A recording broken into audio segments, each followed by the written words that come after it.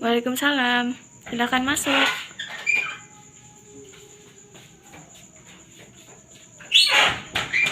Assalamualaikum Bu Lucy, perkenalkan nama saya Adila. Saya adalah ahli gizi di rumah sakit ini. Ada yang bisa saya bantu? Ya Bu, jadi begini, setelah saya tadi diperiksa oleh dokter, dan dokter bilang kalau kadar SGOT saya, SGBT sama bilirubin saya tinggi. Jadi dokter menyarankan saya untuk menemui ahli gizi. Oh, oke. Sebelumnya udah dilakukan pengukuran tinggi badan sama berat badannya? Belum Bu, kemarin hanya ditanya identitas sama cek suhu sama tensi aja. Oh, identitas, suhu sama tensi aja ya. Izinkan saya untuk mengukur tinggi badan, berat badan, sama nanti ada tambahan lingkar lengan atas ya Bu. Oh iya, boleh silahkan. Mari Bu, saya ukur tinggi badannya.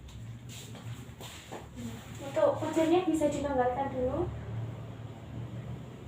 Udah, terus bahu, panggul, tumit, harap menempel di dindingnya. Pandangan lurus ke depan, tangannya di samping. Nah, udah, terus saya ukur dulu ya. 157. Mari Bu, saya ukur berat badannya dulu di sini. Untuk tasnya bisa saya bawakan dulu. Ibu ada mengantongi lagi HP atau jam tangan? Enggak ada nih. Bisa naik di situ timbangannya. Pandangan lurus ke depan. Baik. Udah Bu. Sekarang pengukuran lingkar lengan atas nih. Untuk tangannya bisa mengangkat seperti ini, nggih, 90 derajat. Sebentar.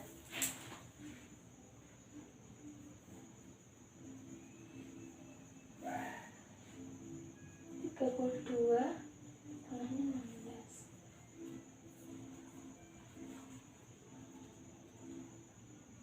16. Satu. Baik Bu, silahkan duduk kembali.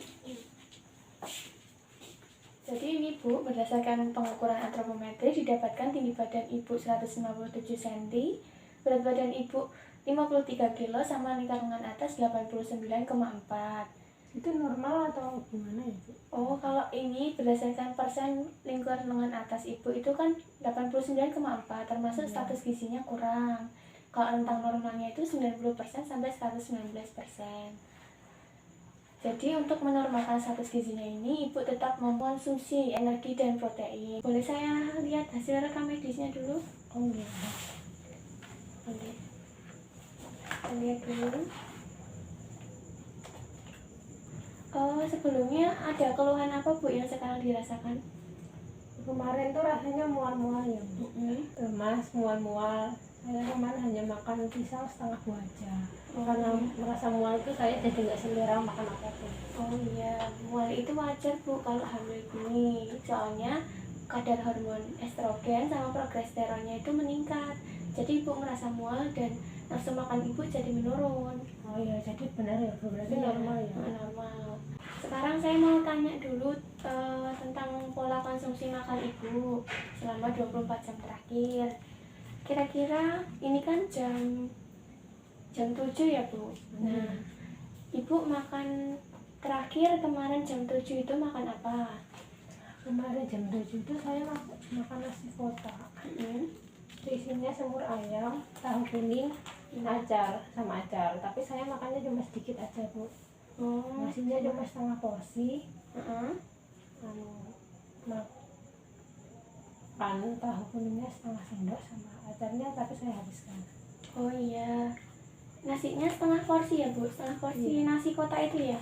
Iya. Kira-kira nasi kotaknya itu porsinya segini nggak Bu?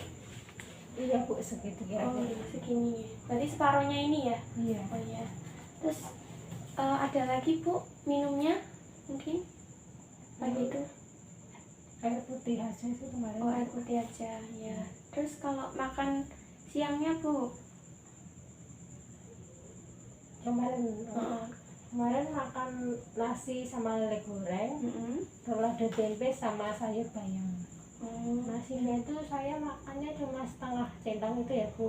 Roladanya setengah, Dan ini juga setengah aja, sama sayurnya 1 sendok. 1 sendok. Nasinya setengah centong. Centong yang dipakai di rumah itu centong yang seperti apa, Bu? Ini kan ada centong plastik, ini yang ceper, ini yang lengkung, sama centong kayu yang dipakai di rumah. Yang ini. Oh, yang plastik yang cekung gini ya, Bu? Iya. Terus ada lagi, Bu, minumnya jam itu kira-kira jam berapa ya, Bu? Jam 2 siang. Jam 2. Oh iya. Terus makan sorenya, Bu? Atau makan malamnya? Atau ada ngemil sebelumnya itu? Kemarin jam 7 saya makan malam. Jam 7. Iya. Makan apa ya, Bu? Makan nasi, daging kecap, tahu bumbu rujak, sama sop aja. Oh, itu aja ya, Bu. Dari bumbu kecapnya itu di apa, Ibu? Disuir apa di kotak-kotak? Kemarin disuir sih, Mbak. Oh, disuir. Disuirnya seperti ini ya, Bu? Iya, Oh iya. Berarti berapa sendok tadi? 2 sendok ya? 2 Oh, sendok. 2 sendok ini. Terus ada lagi, Bu? Mungkin kemarin makan apa gitu? Oh iya, kemarin jam 5 sore itu saya minum teh hangat aja. Oh, teh hangat, teh manis. Iya, teh Berapa hangat. berapa sendok gulanya? Kira-kira 2 sendok. Oh, 2 sendok gula. Oh iya, Bu. Sopnya isinya apa ya, Bu? Sopnya itu ada wortel, kembang tahu, sama kacang polong. Hari ini tadi makan pagi jam berapa? Jam 10, Bu. Jam 10. Tadi makan pisang setengah buah sama minum teh hangat. Teh hangat manis ya, Bu? Manis. Oh iya, berapa sendok, Bu, gulanya? Kira-kira sekitar 2 sendokan tadi. Oh iya. 1 cangkir itu ya, Bu ya? 1 Iya. cangkir teh. Oh iya. Ibu hamil itu minum teh boleh kan, Bu? Boleh. Tapi jangan keseringan, Bu. Soalnya ibu hamil itu rentan terkena anemia. Itu. Sudah itu saja, Bu. Apa ada yang lain? Udah, Bu, itu aja. Tapi akhir-akhir ini tuh saya tuh sering mual, nggak selera makan gitu, Bu. Tapi saya tetap maksain makan biar saya kan juga punya tenaga. Oh iya, benar. Nggak apa-apa malah itu, Bu. Benar. Soalnya kan ibu dan janinnya itu butuh tenaga, butuh energi. Jadi harus tetap dipaksakan gitu. Ibu ada alergi atau pantangan terhadap bahan makanan tertentu? Kalau alergi atau pantangan sih nggak ada, Bu. Tapi tuh saya tuh nggak suka makan telur sama bubur. Soalnya kalau lihat bubur itu bawaannya enak gitu. Oh. Kayak pengen mual gitu. Oh, enak deh. Berarti nggak suka telur ayam sama bubur nasi aja ya, karena Iya. enak tadi. Oh iya. Ini, Bu. Ini ya. Saya lihat dulu hasilnya. Jadi ini, Bu, berdasarkan pemeriksaan biokimia dapatkan kadar bilirubin ibu tinggi, leukosit ibu tinggi, limfosit ibu rendah. Kadar leukosit yang tinggi dan limfosit yang rendah ini menandakan adanya infeksi. Nah, infeksi ini bisa disebabkan karena virus hepatitis B yang masuk ke dalam tubuh sehingga menginfeksi organ hati dan membuat sistem imun tubuh ibu menjadi menurun, sehingga virus hepatitis B dengan mudah menginfeksi organ hati ibu. Jika seperti ini, asupan energi dan protein ibu harus tercukupi. Apalagi ibu sekarang kan sedang mengandung janin. Nah, asupan energi dan protein itu sangat bermanfaat, Bu. Jadi, memenuhi asupan zat gizi itu selain bermanfaat bagi ibu, juga bermanfaat bagi janinnya. Dan harapannya dengan terpenuhinya kebutuhan protein untuk ibu itu, infeksi akibat virus hepatitis ini dapat teratasi. Untuk lebih jelasnya akan saya jelaskan lewat leaflet. Ibu.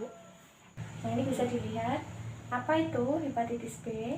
Hepatitis B ini kan adalah infeksi pada hati. Jadi infeksinya itu di hati yang disebabkan oleh virus hepatitis B atau VHB yang masuk ke dalam tubuh sehingga mempengaruhi sistem imun.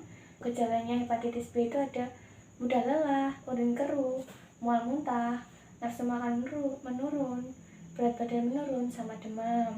Nah, oleh karena itu saya sarankan ibu untuk melaksanakan diet hati dengan penyakit hepatitis B. Nah, diet hati ini diberikan pada pasien dengan penyakit hepatitis B dengan syarat dan prinsip energinya tinggi, proteinnya tinggi, lemaknya cukup, karbohidrat cukup, terus cairannya tinggi, sama makanan itu diberikan dalam bentuk lunak, bisa nasi, tergantung kondisi, sama diberikan dalam porsi kecil dan sering. Nah ini berarti harus makan sering tapi dalam porsinya kecil gitu. Jadi diberikan dalam porsi kecil tapi sering. Ini ada bahan makanan yang dianjurkan dan tidak dianjurkan. Yang dianjurkan itu contohnya sumber karbohidrat itu ada nasi, ada bubur, kentang, biskuit, sereal. Nah kalau yang tidak dianjurkan dari sumber karbohidrat itu ada makanan bergas, contohnya itu ada singkong, ubi gitu Bu, yang banyak seratnya. Terus yang makan protein hewani itu bisa dari ikan, daging sapi, daging ayam, telur seperti itu. Tapi kan ibu tidak suka telur, jadi bisa diganti dengan ikan, daging sapi atau daging ayam. Terus lauk hewani yang tidak dianjurkan itu contohnya lauk hewani yang dikalengkan Bu, seperti sarden ataupun yang diawetkan seperti dendeng, seperti abon, seperti itu Bu. Terus lauk nabati yang disarankan ada kacang-kacangan dan hasil olahnya seperti tahu dan tempe. Dan yang tidak disarankan lauk nabatinya itu seperti lauk nabati yang dimasak dengan santan, seperti terik tahu, terik tempe atau yang lainnya. Kalau sayurannya tuh sayuran semua boleh, tapi sayuran yang dimasak santan seperti jangan bobor, sayur bobor bayam atau lodeh seperti itu tuh harap dikurangi. Dan bumbu-bumbu tajam itu juga dikurangi Bu, soalnya nanti meningkatkan mual yang ada pada tubuh. Terus buah-buahannya itu semuanya boleh, tapi ada buah-buahan yang nggak boleh seperti nangka, durian, nanas. Itu memicu saluran pencernaan ibu itu. Terus bumbu-bumbu yang tidak disarankan itu seperti bumbu merangsang itu kayak merica, lada, ketumbar gitu, cabai itu harus dikurangi.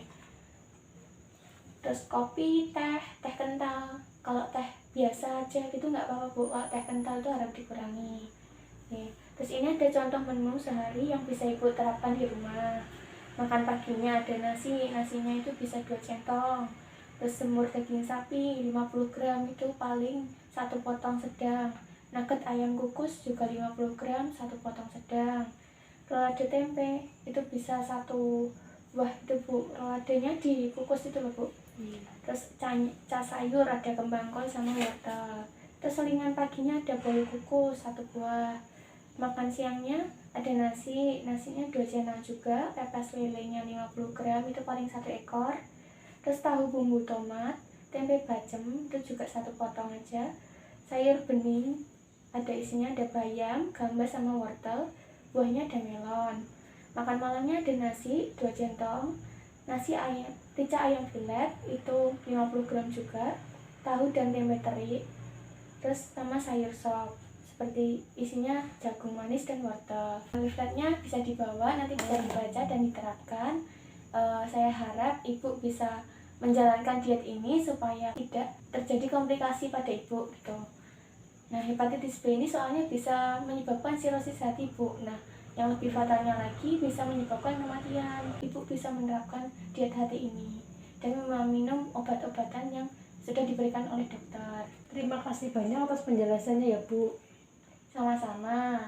Ibu tetap semangat dan selalu konsumsi gizi seimbang supaya ibu dan janin tetap sehat. Janinnya bisa cerdas seperti ibunya. Ya udah, terima kasih ya Bu, saya pamit dulu. Bu, sebentar, nanti kontrol lagi 1 bulan nih Bu. Nah itu ibu tetap menerapkan diet hati di rumah. Terima kasih ya Bu. Ya. Atas penjelasannya, saya akan menerapkan diet yang ibu anjurkan. Saya pamit dulu. Bu, ini Bu. Terima kasih nih Bu. Semoga cepat sembuh. Mari.